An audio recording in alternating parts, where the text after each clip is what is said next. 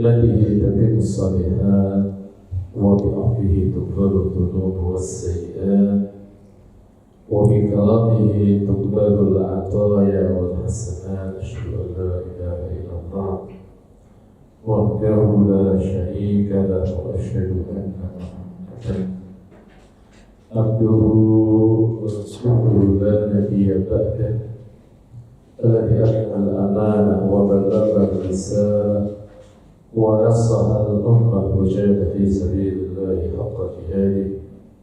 اللهم صل وسلم وبارك على هذا النبي الكريم نبينا محمد المصطفى صلى الله عليه وسلم وعلى آله وأصحابه أجمعين. أما بعد، يقول الله جل وعلا في محكم كتابه وأصدق القائلين: أعوذ بالله من الشيطان الرجيم. يا أيها الذين آمنوا اتقوا الله حق تقاته ولا تموتن إلا وأنتم مسلمون. وقال صلى الله عليه وسلم: اتق الله حيث واتق السيئة الحسنة تمحها وخالق الناس بخلق حسن.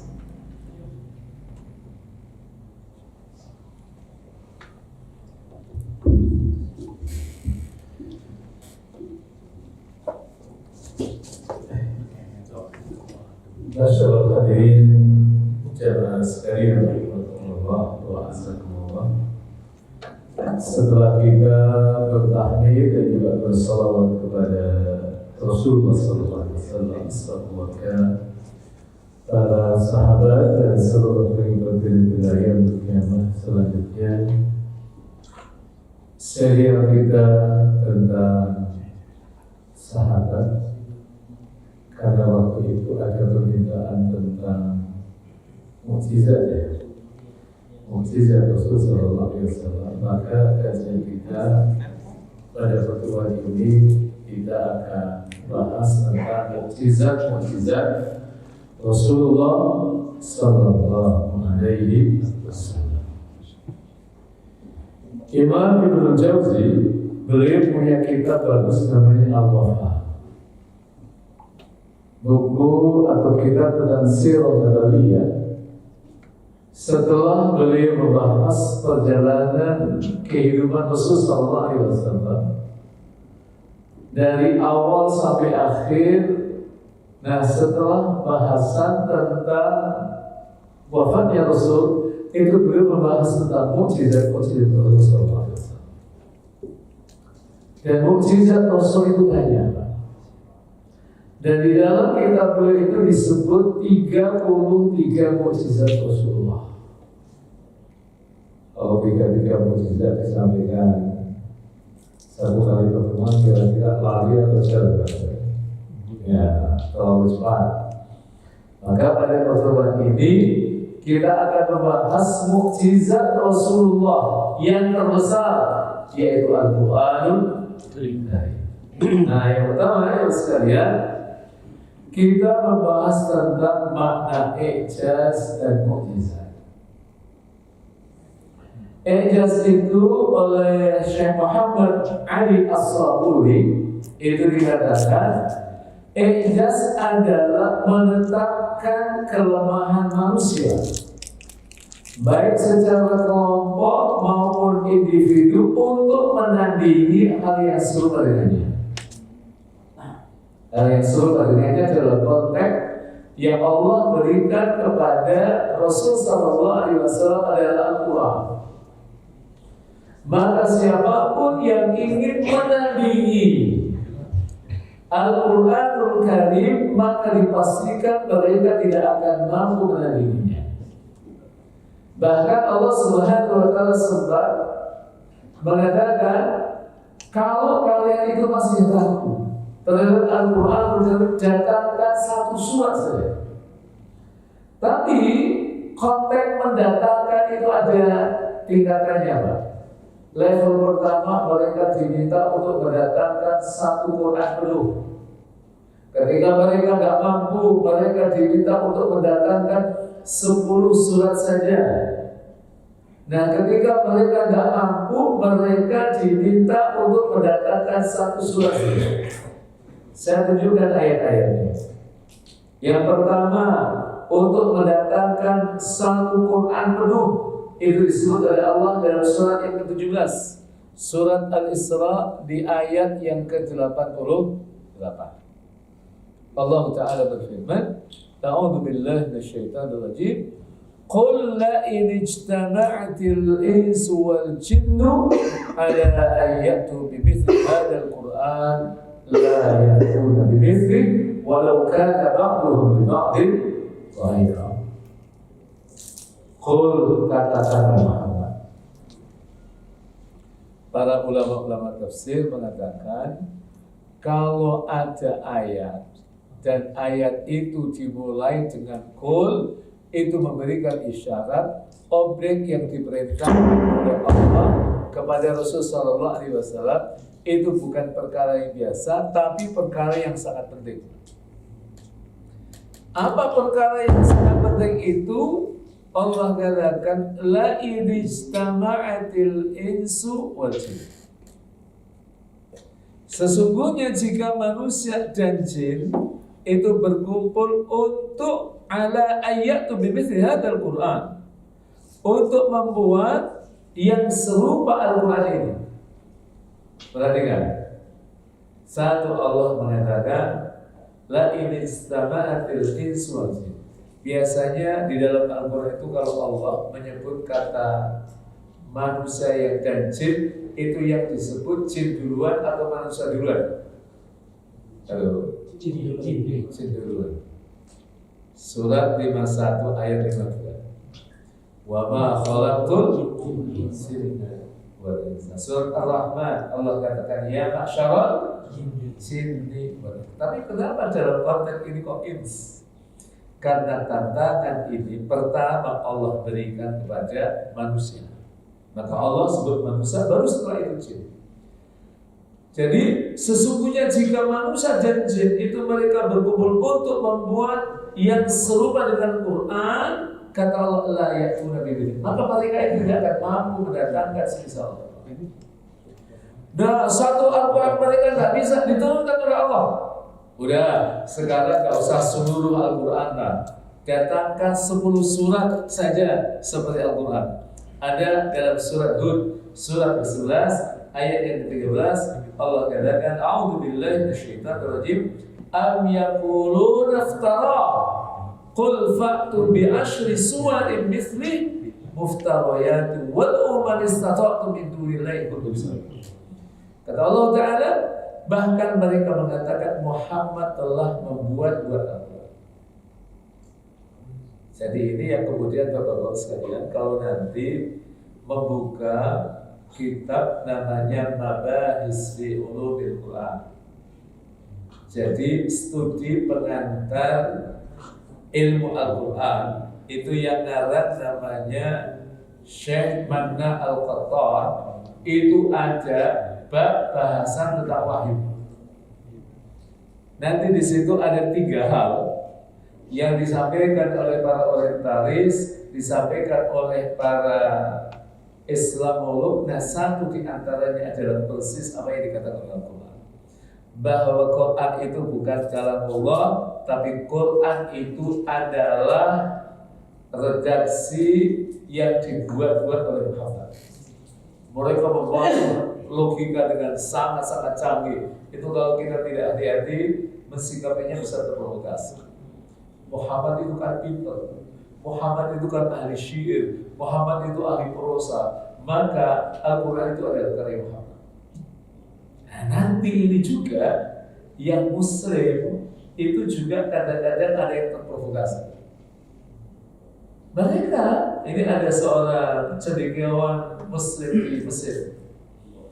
Beliau mengatakan begini, sebagai seorang Muslim saya meyakini Al-Quran, tapi Al-Quran yang saya yakini adalah Al-Quran yang ada di Lauhul Mahfuz. Tapi Quran yang ada di tangan kita, yang kita baca itu adalah muntajul tsaqafi, ia adalah produk budaya dan sekaligus ia adalah karya Muhammad. Jadi ngeri atau tidak? Ngeri. Tapi kalau kita mentadabburi ayat Quran, maka sungguh kita akan mendapatkan bahwa posisi Rasulullah SAW sebagai orang yang menerima paling tidak ada dua alasan. Pertama, kalau kita buka surat 2 ayat ketiga, perhatikan ayatnya. Allah katakan, "A'udzubillahi minasyaitonirrajim wa in kuntum fi raibin mimma nazzalna 'ala 'abdina." Dan jikalau kalian ragu terhadap apa yang telah kami turunkan kepada hamba kami. Yang dimaksud ala abdinya itu adalah Muhammad. Al-Quran terang-terang yang kami turunkan. Yang kami turunkan itu maknanya Rasul yang mendapatkan wahyu atau yang memperoleh wahyu. Benar. Itu terang benar. Yang kedua, kalau Rasul Sallallahu Alaihi Wasallam itu yang memperoleh wahyu, kenapa Rasul Sallallahu Alaihi Wasallam dan beberapa ayat kok Rasul ditegur? Masa membuat wahyu ditegur lah? Kan aneh juga kan?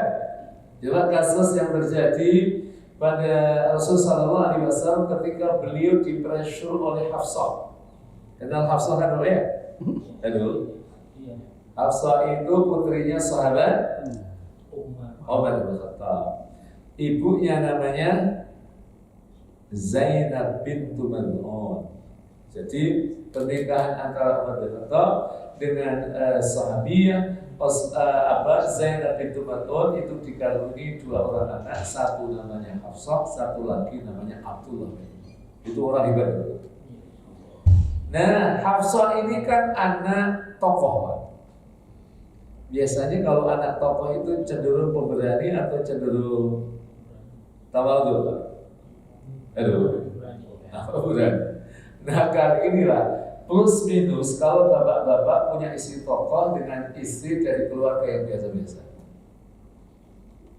Tapi semuanya ada plus minusnya, Pak. Yang punya istri dari anak tokoh gitu kan, itu biasanya memang itu nanti keturunannya ya tokoh, orang-orang hebat. Tapi biasanya kalau anaknya tokoh itu kan cenderung punya keberanian, Pak. Ini tolong diamati istrinya, Pak, istri bapak-bapak sekalian, kan? Cenderung pemberani atau cenderung biasa-biasa saja ya, Pak. Nah itu kalau di kalangan ulama-ulama itu ada yang memilih nikah dengan anak tokoh, ada yang memilih dengan anak orang-orang biasa, Pak. Kalau bapak-bapak milih yang mana? Yang biasa saja atau anak tokoh? Nah, dua-duanya. Oh, Masya Allah, ya istri dua gitu ya. Umar bukan seorang alim, yaitu Imam Syafi'i. Imam Syafi'i sejak awal itu beliau tidak ingin menikah dengan anaknya tokoh, karena beliau tahu kalau nikah dengan anaknya tokoh itu cenderung ya karena memang mereka terbiasa dilayani, ini nanti kerepotin beliau. Sementara Imam Syafi'i beliau adalah sangat produktif sekali dalam menulis karya-karyanya, ada Al-Risalah, ada Al-Aum, dan karya-karya yang lain. Itu kalau nanti waktunya dipakai untuk melayani istri, itu kan habis, Pak. Maka itu pilihan, Pak. Dua-duanya baik. Nah, terus sekalian, waktu itu kan Rasulullah SAW sempat dipressure oleh Hafsah. Urusan apa? Madu ya. Dan kemudian Rasulullah SAW waktu itu mengatakan, "Wallahi lan ashruba hadzal asal marra." Demi Allah, wahai Hafsah, aku tidak akan minum madu itu. Padahal madu itu halal kan? Halal banget. Itu kalau wahyu itu dari Rasulullah, ngapain Rasulullah SAW itu? Jadi itu saya itu aneh. Baik, itu kalau dibahas tadi. Nah kita masuk aja pada ayat yang ketiga. Jadi di situ dikatakan, kalau mereka tidak bisa mendatangkan sekarang datangkan satu ayat saja. Tak bisa juga. Am yaquluna iftaraqul fa'tu bisuratin mithli wa man istata'tum min dunillahi kuntum sadiqin. Tak bisa. Atau patukah mereka mengatakan Muhammad membuat-buat yakni membuat Al-Quran? Katakanlah kalau benar yang kamu katakan, maka coba datangkan sebuah surat seumpamanya dan panggillah siapa-siapa yang kamu panggil untuk buatnya selain Allah jika kamu oleh. Jadi ini adalah Al-Quranul Karim, dan Al-Quranul Karim itu sering diidentikan dengan menggunakan kata ijaz. Sekalipun tidak salah, kita mengatakan mukjizat Al-Quran. Nah, mukjizat itu merupakan bukti yang datang dari Allah yang diberikan kepada hambanya untuk memperkuat misi kerasulan dan kenabian. Dan mukjizat itu ada dua. Ada mukjizat yang bersifat materi atau ilahi. Ini yang dulu Allah Subhanahu wa taala berikan kepada nabi-nabi sebelum Rasulullah SAW, seperti Nabi Nuh. Mukjizatnya perahu dan ombak besar. Perahu. Nah, cuma memang kadang-kadang kita ada pikiran-pikiran seperti ini. Banjirnya Nabi Nuh itu sampai ke pramuka, sampai ke pemuda Afrika. Sampai begitu. Halo. Gelombang tsunami itu dulu yang terjadi Aceh sampai di Astria sini atau enggak? Sampai kan? Maka itu sudah diteliti oleh para arkeolog Muslim. Itu mengatakan banjir pada masa Nabi itu enggak sampai di Astria. Ia terjadi hanya di kawasan Mesopotamia yang sekarang kawasan Irak. Tapi kenapa itu mukjizat? Banjirnya itu kan besar. Indikasi banjir itu besar kan melampaui gunung kan Pak ya? Karena anaknya Nabi Nuh kan mengatakan ketika diajak, ayo ikut kapal, naik perahu. Dia mengatakan, kalau nanti terjadi banjir besar kan aku bisa naik ke gunung. Ternyata dilampaui banjir gunung itu dilampaui. Masya Allah. Nah itu kebayang perahu pada masa Nabi itu secanggih dengan perahu-perahu hari ini atau belum? Belum. Tapi itu kokoh di tengah banjir dan ombak yang besar itu bisa kokoh. Itu yang namanya mukjizat. Contoh yang lain, api dan tidak terbakarnya Nabi Ibrahim. Coba sekali logikanya. Ini Nabi Ibrahim dibakar, kok tidak membakar? Nah, terus saya ingin sampaikan, itu ada satu riwayat yang dibaca oleh Nabi Ibrahim ketika beliau itu dibakar itu dikasih hasbunallah wa ni'mal wakil ni'mal maula wa ni'mal hasbunallah wa ni'mal wakil ni'mal maula. Itu dengan izin Allah, Allah katakan pada api akhir, ya narkuni barda wa salaman ala Ibrahim wa api, jadilah kamu dingin dan selamat dan ibadah. Tapi pesan saya, ini jangan kemudian bahwa mentang-mentang sudah ngaji itu Nabi Ibrahim, itu api dingin karena redaksi itu nanti pulang-pulang langsung dipraktekkan Pak. Sampai di rumah ke dapur, kompor dinyalain, saya ingin praktek apa yang tadi saya terima di kajian di Asrija. Hasbunallah, tangan diletakkan di atas api. Insya Allah kebakar atau kebakar banget? Kebakar banget.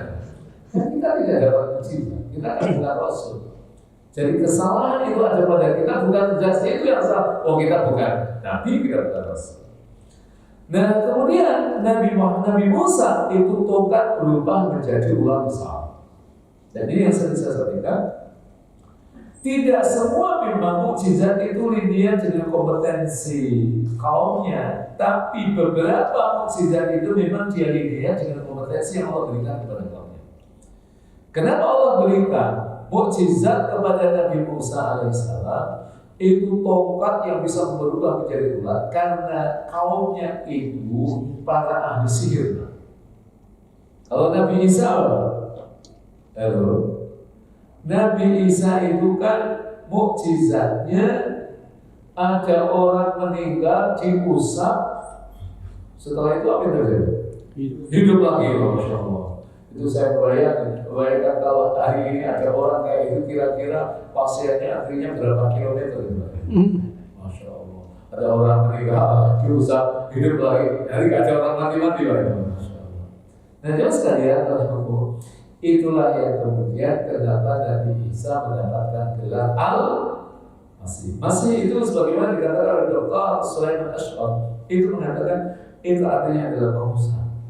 Karena apa? Mukjizat Nabi Musa, Nabi Isa itu dengan Musa, orang yang sudah meninggalnya.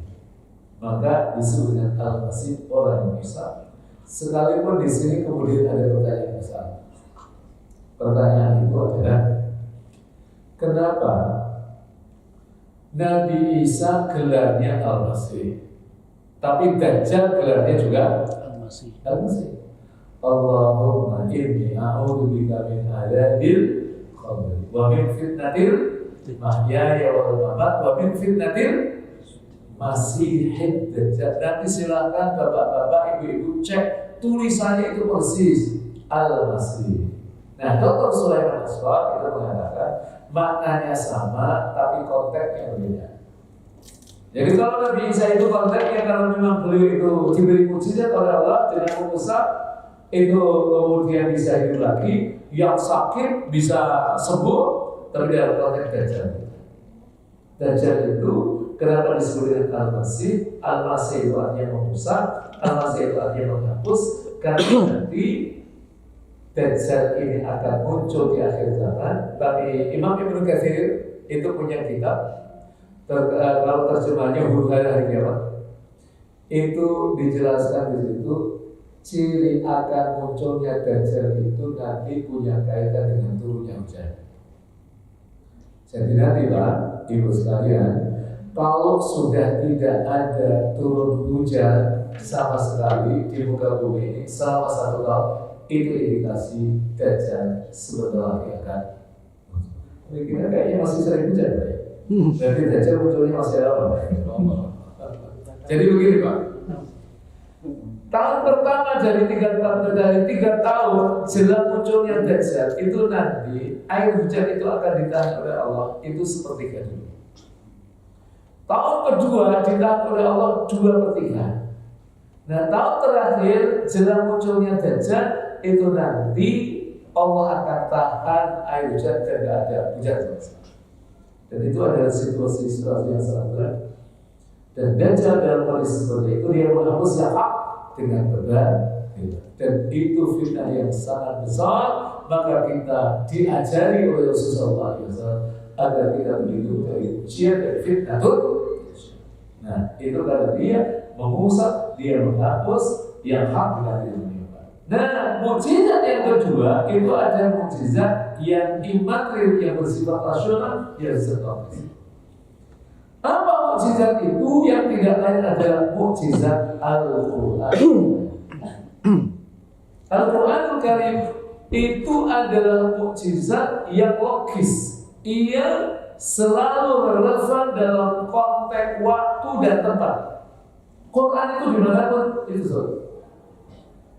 Nah, karena Quran itu adalah mukjizat jemaah sekalian, maka dipastikan kalau ada orang yang ingin menandingi Al-Quran, maka pastikan mereka itu hanya menghinakan diri mereka sendiri.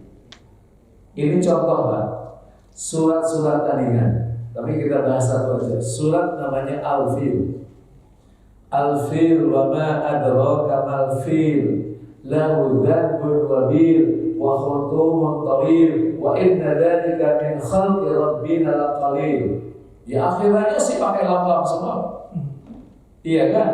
Tapi Quran berbeda. Nanti kita akan masuk setelah bahasan tentang mukjizat Al-Quran dari aspek bahasa. Beda Pak.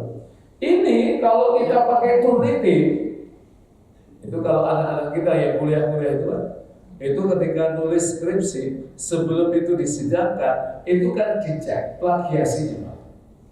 Itu biasanya kampus satu dengan kampus yang lain itu beda-beda.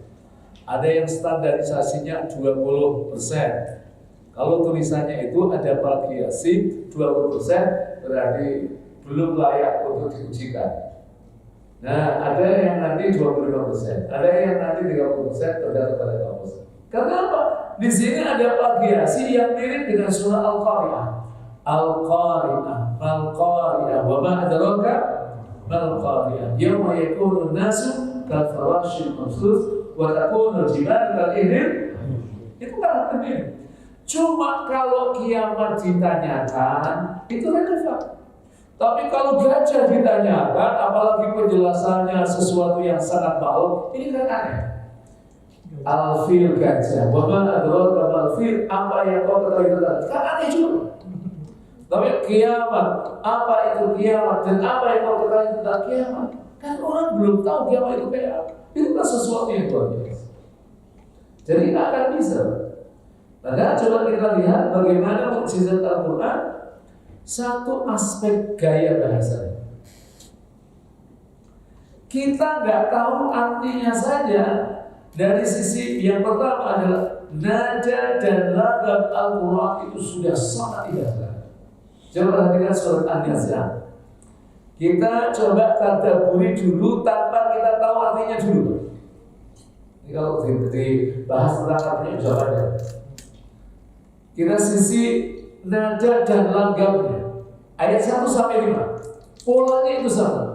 Wan-nazi'ati ghalqa, wan-nashitati nashta, was-sabihati sabha, fas-sabiqati sabqa, fal-mudabbirati amra. Depannya sama, akhirnya sama. Fa'ilat, nazi'at, nashitat, sabihat, sabiqat, mudabbirat itu kan sama. Akhirnya sama. Ghalqa, nashta, sabha, sabqa, amra. Jadi nadanya dan lagamnya itu sama. Ditambah lagi nanti di ayat yang ke-6 sampai ayat yang ke-14. Itu Allah katakan, Yauma tarjufur rajifah, tatba'uha radifah, qulubi yawma idhin wajifah, absaruha khashi'ah, yaqulun a'inna lamarduduna fil hafirah, أَإِذَا كُنَّا عِظَامًا نَخِرًا قَالُوا تِلْكَ إِذًا كَرَّةٌ خَاسِرَةٌ فَإِنَّمَا هِيَ زَجْرَةٌ وَاحِدَةٌ فَإِذَا هُمْ فَاعِلَةٌ Itu dari sisi nada dan lagam. Yang kedua, redaksi Al-Quran itu dia memiliki mukjizat dari sisi redaksinya singkat tapi dia padat. Coba perhatikan ketika Allah berbicara tentang rezeki. Allah katakan, Wallahu yarzuqu man yasha'u bighairi hisab. Dan Allah memberikan rezeki kepada orang yang dikehendaki tanpa batas. Coba kalau Al-Quran menyebutkan jenis-jenis rezeki yang Allah berikan kepada manusia, kira-kira panjang atau tidak? Wallahu yarzuqu man yasha' bit-tijarah, melalui pintu bisnis, bil amal, dengan melalui pintu kerja atau profesi. Nanti ada aspek zira'ah. Itu kan panjang, Pak. Tapi Allah ungkap bighairi hisab, dengan tanpa batas, bahwa pintu-pintu rezeki yang Allah buka untuk kita ini sangat banyak sekali. Simpel diredaksikan oleh Allah dengan bighairi, dengan tanpa batas. Dan saya sering berkata begini, kalau kita mendadaburi fisik kita ini, tubuh kita ini kan punya korelasi dengan sumber-sumber rezeki kita. Mau dari atas atau mau dari bawah dulu? Ya, kalau dari bawah lah, selama ini saya jelaskan dari bawah dulu. Kaki lah. Tidakkah kita dapatkan ada orang-orang yang diberi rezeki oleh Allah melalui pintu kaki? Siapa mereka? Main bola. Pemain bola itu kalau sudah kelas Salah, kelas Mane, kan? Wah itu sudah miliaran atau triliun. Apalagi nanti kalau kelas Messi, kelas itu kan Allah kasih rezeki pakai pintu kaki. Ya kalau pemain Indonesia di liga kita itu kan masih ya miliaran. Iya kan? Tapi kalau sudah profesional, sudah pemain internasional, itu kan sudah ratusan miliar. Itu melalui pintu kaki. Nanti ada yang melalui pintu tangan. Oh, melalui pintu tangan banyak, Pak. Coba hari ini kan anak-anak muda mereka di rumah, tapi duitnya banyak, ada tidak? Banyak. Bisa menjadi reseller. Kelihatannya sih di rumah gitu kan, tapi duitnya banyak. Jualan. Jadi mainnya nanti di Shopee gitu kan. Nanti ada pakai model COD dan lain sebagainya. Itu kan bahasanya apa? Tangan kan? Luar biasa. Kemarin ada anak muda yang cerita sama saya, transaksi saya besar alhamdulillah di Shopee setiap hari itu rata-rata sudah 100 sampai 400 transaksi. Itu belum dikelola secara profesional, masih biasa-biasa saja. Ya, terus satu kali transaksi itu keuntungannya berapa? Dia bilang sekitar 5.000 sampai 20.000. Itu kalau 400 transaksi itu berarti berapa Pak? 3 kali apa? Itu berarti. Itu basisnya apa Pak? Tangan. Oh, pakai tangan banyak juga. Pemain bulu tangkis itu kan pakai tangan juga kan. Pemain volley pakai tangan. Itu rezeki Pak. Tapi Allah kalau menyebutkan itu semua kan kepanjangan. Panjangan Pak. Tapi Allah redaksikan bila hisab. Nanti yang ada basisnya telinga. Ada orang kaya raya karena telinga itu. Yang punya apa? Yang jualan HP Pak. Coba kalau bapak-bapak kira-kira nggak bisa dengar beli HP atau nggak usah Pak? Masya Allah. Handphone nggak halo kan? Kan basisnya telinga kan? Nanti yang ada basisnya mata. Basisnya mata. Siapa yang basisnya mata? Dokter mata. Iya kan? Itu kan rezekinya lewat pintu mata. Dan nanti juga dokter-dokter itu kan ternyata dunia kedokteran itu kan sekarang sudah ada spesialisasi. Nanti ada dokter tulang, nanti ada dokter telinga, ada dokter mata, ada dokter gigi. Oh, dokter gigi itu kalau yang canggih-canggih Pak. Ini yang aneh juga Pak. Ini orang sakit, giginya sakit, mau berobat, suruh nunggu antriannya sudah 1 bulan. Kira-kira gimana itu? Masuk akal enggak? Tapi karena memang apa ya? Karena memang dia profesional. Itu saya pernah ke dokter gigi Pak. Itu antriannya waktu itu 2 minggu Pak. Padahal sudah sakit kan? Ya kalau sakit harus nunggu 2 minggu itu. Karena antri Pak. Antri.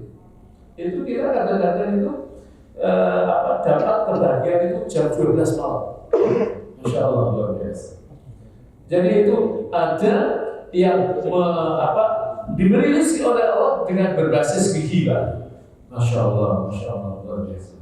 Jadi ini wallahu yarzuqu man yasha'u bighairi hisab. Nah selanjutnya ini mukjizat Al-Quran yang pendekatannya adalah asli bahasa, bahwa redaksi Al-Quran itu memuaskan para pemikir dan orang kebanyakan atau orang awam dengan segala keterbatasan ilmunya dapat merasakan puas memahami ayat Al-Quran, tetapi ayat yang sama dapat dipahami oleh para ilmuwan dan filosof dengan pemahamannya. Saya kasih beberapa contoh.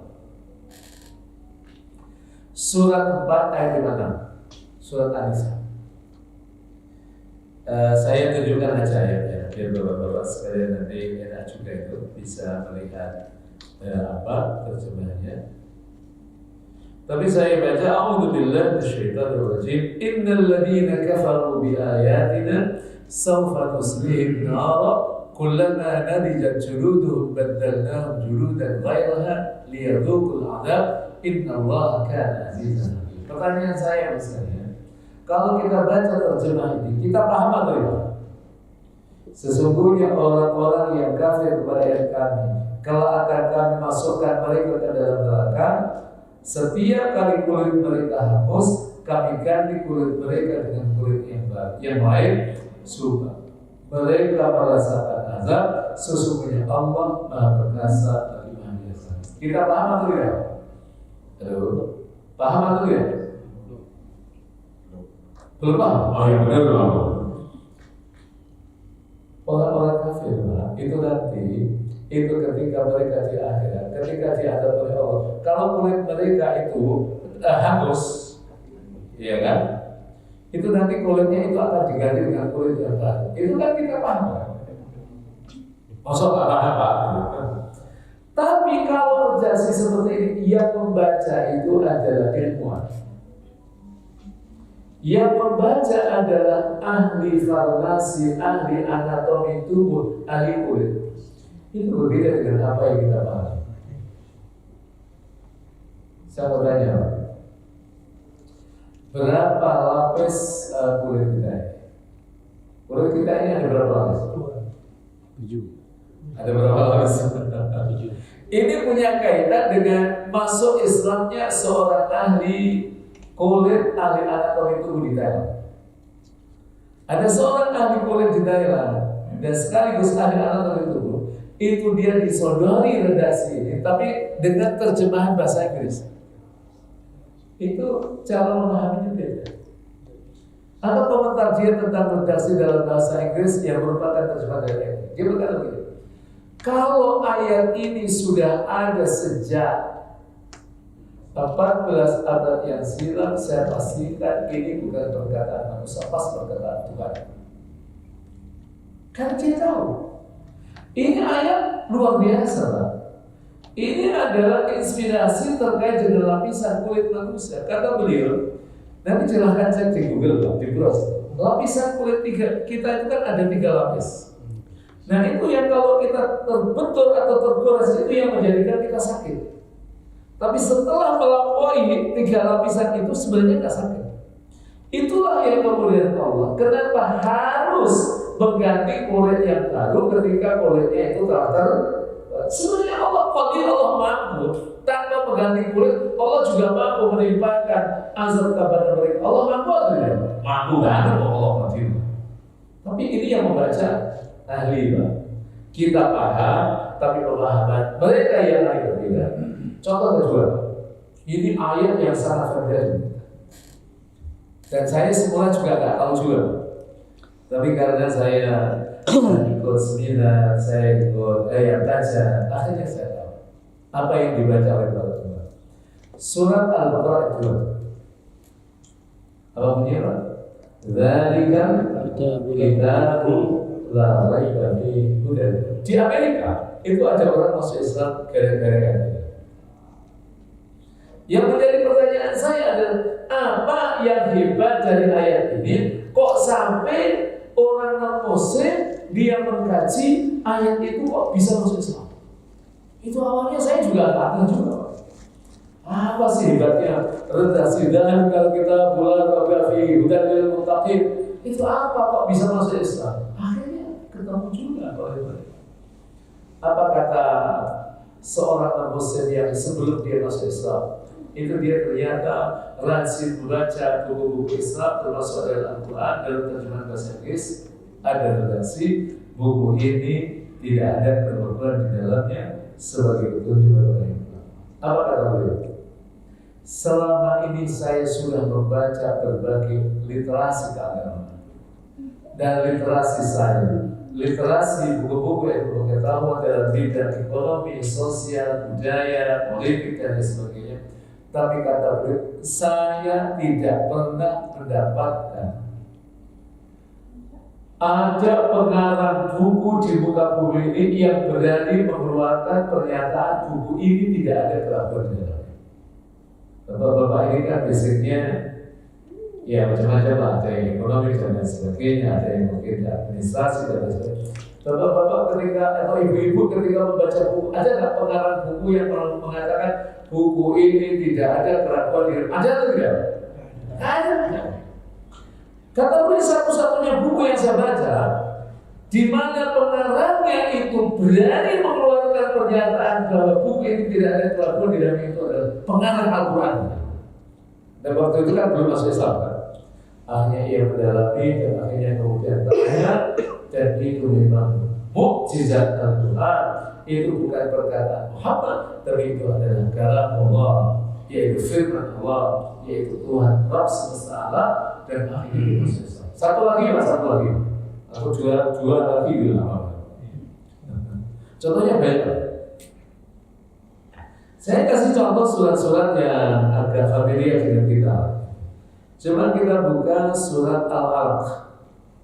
Surat Al-Alaq 5 ayat yang pertama kali diturunkan oleh Allah kepada Rasulullah SAW. Coba kita lihat surat 9. A'udzu billahi minasyaitonir rajim. Iqra bismi rabbikal ladzi khalaq, khalaqal insana min 'alaq. Iqra wa rabbukal akram, alladzi 'allama bil qalam, 'allamal insana ma 'allam. Coba kita perhatikan ya ayat itu. Lihat terjemahannya, khalaqal insana min 'alaq. Dia telah menciptakan manusia dari segumpal darah. Di Eropa itu ada seorang dokter tapi dia punya kegemaran ilmu linguistik, ilmu bahasa. Dan termasuk yang ia gemari itu adalah bahasa Arab. Makanya ini kalau kita bahasa Arab itu kurang menguasai, kita kalah dengan mereka. Tapi bahasa Arabnya insya Allah kan lancar semua kan doain. Halo, lancar semua kan insya Allah, atau masih dalam proses belajar? Masih dalam proses. Tetap semangat, tetap semangat. Karena nanti pertanyaan di alam bahasa itu juga pakai bahasa Arab juga ya. Dan bahasa komunikasi penduduk surga itu juga pakai bahasa. Tapi insya Allah semuanya masuk surga. Amin. Nah, masalahnya nanti gimana Pak? Bahasa Arabnya pada belum masa ya Pak? Tapi kalau di sana na'aba gitu ya. Ya insya Allah itu alam otomatis. Nanti insya Allah kita mudah-mudahan masuk surga semua dan kita lancar bahasa Arab. Kita usah kursus lah. Dari itu alam otomatis. Tapi kalau kita bisa bahasa itu memang luar biasa. Di Korea sekarang kan juga banyak itu masyarakat non-muslim tapi dia belajar bahasa Arab. Tapi justru ini yang banyak mendapatkan hidayah itu orang yang belajar. Ini dokter, dia belajar bahasa Arab, akhirnya dipakai juga untuk mengkaji Quran. Nah, kata mana yang menjadikan dia masuk Islam? Kata al-akhir. Al-akhir itu kan kalimat ismi, kata benda. Itu artinya keluarga. Tapi kalau al-akhir itu bentuknya verb kata kerja, itu artinya menempel kokoh. Nah dia sebagai seorang dokter dan dia tahu tentang bahasa, akhirnya dia bisa. Ada ibu-ibu kan? Nah ibu-ibu saya tanya itu, di mana posisi segumpal darah itu ketika ia berada dalam rahim seorang ibu? Di mana posisinya? Ternyata setelah diriset itu dia menempel kokoh pada dinding lahir. Menempel kokoh itu artinya dalam bahasa itu apa? Dan dia menunjuk ini mustahil. Ini kalau yang mengatakan itu adalah kita sementara. Satu lagi. Karena kalau saya tidak sampaikan nanti khawatir ya saya juga gitu kan. Surat Ar-Rahman. Perhatikan ayat ini. Allah berfirman, "A'udzubillahi minasyaitonir rajim. Marajal bahraini yaltaqiyan. Bainahuma barzakhun la yabghiyan." Perhatikan. Maraja ia membiarkan. Siapa yang membiarkan? Al-bahraini dua lautan yang mengalir, yaltaqiyan kemudian bertemu. Nah, Allah katakan pada ayat setelahnya ayat 20, bainahuma barzakh. Di antara keduanya itu ada batas. La yabghiyan yang tidak dilampaui satu dengan yang lain. Jadi ada dua jenis air laut, satu tawar, satu asin. Itu pertanyaan saya Pak. Waktu Rasul itu mendapatkan wahyu ada dua jenis air laut yang ia ketemu tapi kemudian tidak campur, itu Rasul tahu di mana posisinya atau tidak? Tidak tahu ya. Tidak tahu kan? Tapi itu kan pasti benar kan? Karena dia wahyu. Akhirnya ada ilmuwan barat yang mereka melakukan penelitian. Itu posisinya di mana? Ternyata ketemu juga. Di antaranya itu ada di selat namanya kalau bahasanya Jabal Tariq. Kita sering mengatakan Jabal Tariq. Itu di selat yang memisahkan antara Eropa dengan Afrika. Benua Eropa dengan benua Afrika. Benua Eropanya itu Spanyol, benua Afrikanya itu Maroko. Jadi kalau di Spanyol itu banyak orang-orang Maroko kan memang mereka dipisahkan sama selat saja. Saya pernah ketemu di Masjidil Haram, itu ada anak muda. Dia pas di sebelah saya, dia tanya, saya nggak tahu, dia tiba-tiba tanya sama saya pakai bahasa Arab, saya jawab lah. Ya dia mengatakan beda ya, karena ada sebagainya. Saya dari Spanyol. Nah, Tapi wajahnya wajah Maghrib itu ya katakan. Saya orang Spanyol, tapi asli saya adalah orang Maghrib, orang Maghrib. Ya, kalau memang dekat. Jadi dia cerita banyak terkait dengan dinamisasi pertumbuhan kaum muslimin di Spanyol itu lucu. Waktu itu, sekitar 10 tahun yang lalu saya ketemu dia mengatakan di kami itu Spanyol sudah 13%. 13% di Eropa itu kan udah tinggi. Jadi beliau pasti itu tinggalnya di Malaka. Jadi kata beliau kami membangun Islamisasi di sana. Kalau ada orang-orang non Islam yang mereka ingin mengadakan Islam ya kita beri penjelasan kepada mereka. Masya Allah. Jadi itu di situ ada selat yang membelah antara benua Afrika dengan benua Eropa. Dan itu bertemu dengan dua air dan itu cuma kita bacanya. Itu Quran sudah berbicara pada sahabat. Akhirnya yang menemukan masuk Islam. Jadi ternyata banyak isyarat masuk Quran. Nanti di pertemuan yang akan datang kita bahas tentang Al-Quran dan sains. Wah itu lebih canggih lagi. Bagaimana teori tentang sidik jari, bagaimana teori tentang Big Bang. Itu nanti insya Allah kita akan bahas. Tapi ini masalahnya waktu kita terbatas. Tapi saya ingin lanjutkan terkait dengan aspek bahasa. Yang keempat, memuaskan akal dan jiwa. Ada kalanya seseorang itu bicara, dia hanya puas secara akal pikiran, tetapi rasa tidak. Atau ada rasanya itu memuaskan, tapi pada aspek pikiran tidak. Tapi Quran dua-duanya. Secara intelektual kita menerima, dan dari sisi psikologisnya itu bahkan kita dapatkan ada orang yang nangis ketika dia baca Al-Quran, tapi nangisnya itu kan macam-macam. Ada yang nangis karena dia berkata ayat itu, ada juga yang nangis. Nah, saat sholat dia ingat suaminya yang meninggal. Tapi bukan itulah konteksnya. Kalau dia mentadaburi ayat-ayat yang ada dalam itu aspek psikologi, aspek rasa. Tidak hanya yang intelektual. Yang terakhir, keindahan dan ketetapan makna Al-Quran. Maknanya Al-Quran menggambarkan sesuatu dengan indah dan tepat seperti dalam dua ayat. Satu ada dalam surat Az-Zumar ayat 71 dan ayat yang ke-73. Perhatikan Pak, dua ayat saja. Ini kalau dibaca semua yang pada Allah katakan wasiqal ladzina kafaru ila jahannam zumar hatta idza ja'uha futihat abwabuha. Saya bukakan terjemahannya biar Bapak-bapak paham. Surat apa tadi Bapak? Az-Zumar. Az-Zumar surat 39. Ini surat 39. Ya kan? Di ayat yang ke berapa tadi? Halo. Nah, itu Bapak ya. Di ayat yang ke 71. Ya, 70. Perhatikan. Wasiqal ladzina kafaru ila jahannam zumar hatta idza ja'uha futihat abwabuha. Jadi ketika Allah berbicara tentang neraka, orang-orang kafir dibawa ke neraka jahanam berbondong-bondong. Sehingga apabila mereka sampai ke neraka itu, dibukakanlah pintu-pintunya. Di situ pakai futihat abwabuha. Tapi mari kita lihat di ayat yang ke-70-nya. Wasiqal ladzina taqaw rabbahum ila jannati zumar hatta idza ja'uha wa futihat.